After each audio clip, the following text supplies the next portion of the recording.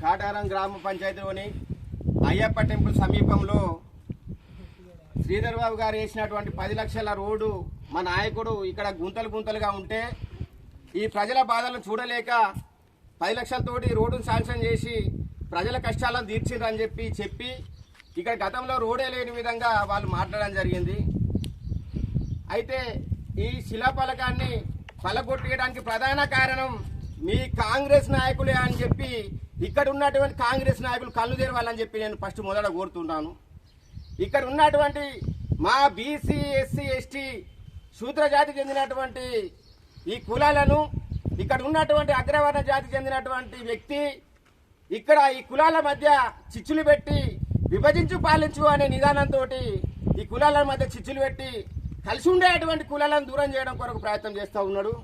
ఇక్కడ ఉన్నటువంటి వారిని మా ఏమి తెలియనటువంటి బీఆర్ఎస్ కార్యకర్తలను ఒక దావత్ పేరుతోటి ఇక్కడ ఉన్నటువంటి కాంగ్రెస్ నాయకులు ఒక కాడి పిలుచుకొని ఇక్కడ మీ పుట్టమధు గారి శిలాఫలకాన్ని కాంగ్రెస్ వాళ్ళు వలగొట్టారు, మీలో చీము లేదా నెత్తురు లేదా మీలో ఇంకా కూడా మీ రక్తం ఉడుకుతలేదా అని చెప్పి రకరకాలైనటువంటి ఉద్రేకపూరితమైనటువంటి మాటలతో అతను రెచ్చగొట్టి అతని యొక్క పూర్తి స్థాయి మనసును అతని ఆదిలోకి తీసుకుని ఒక హిప్నాటిజం ద్వారా అతన్ని పూర్తిగా అతను కంట్రోల్లో తీసుకొని ఈ శిలాఫలకాన్ని అంటే శ్రీధర్ బాబు శిలాఫలకాన్ని పలగొట్టించే విధంగా ప్రోత్సహించడం జరిగింది.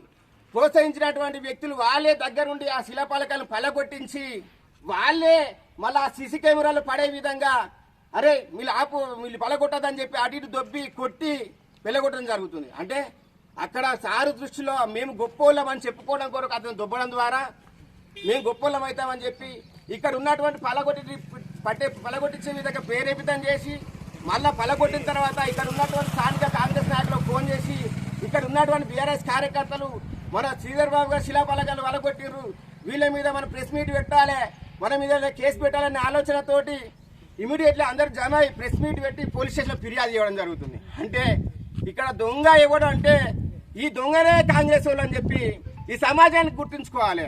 సమాజం గుర్తుంచుకోవాల్సిన విషయం ఏంటంటే ఇక్కడ ఎవడో దొంగ కాదు, ఈ కాంగ్రెస్ వాళ్ళే దొంగలు. పుట్టమధు గారి శిలాఫలకాన్ని వలగొట్టింది కాంగ్రెస్ వాళ్ళు.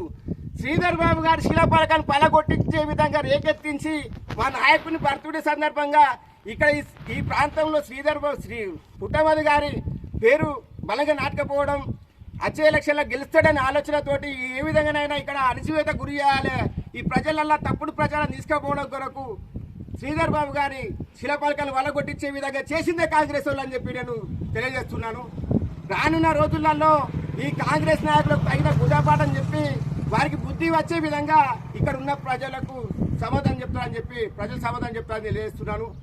ఎప్పుడు కూడా సత్యం ఏదో ఒక రోజు నిజంగా తెలుస్తుంది.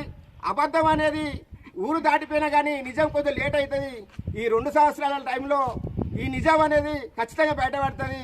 ఎవరి వల్ల కొట్టినది కూడా తెలుస్తుంది. తర్వాత మీకు ఏ రకమైన బుద్ధి చెప్పాలో ఈ ప్రజలు చెప్తారని చెప్పి నేను తెలియజేస్తున్నాను. జై తెలంగాణ.